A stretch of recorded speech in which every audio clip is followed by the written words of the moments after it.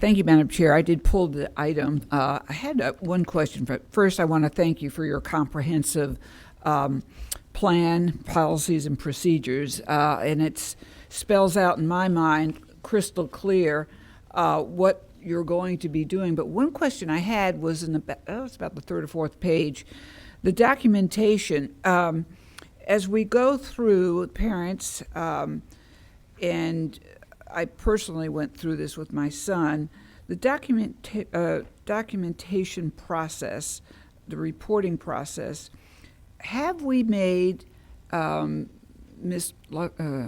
LaPrance, have we made improvements to the documentation process? Because when we deal with 504s and IEPs, there's two different fiefdoms, but sometimes the teachers do not follow the 504s, and I know in particular one of the schools that I taught, it didn't even occur for them to follow this, and this was a private school, by the way, not public.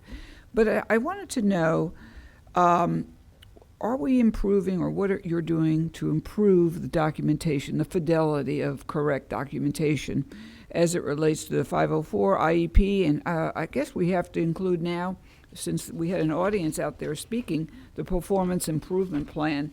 We don't do that, right? The PIP?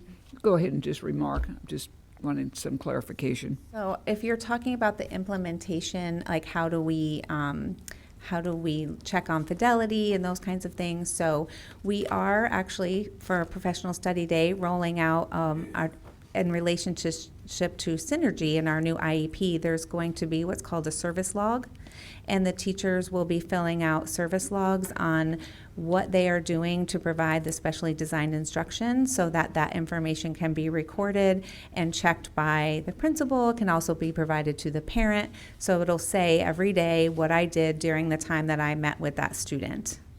So that's the answer right there. The accountability and documentation, you know, it is very important, especially for these families.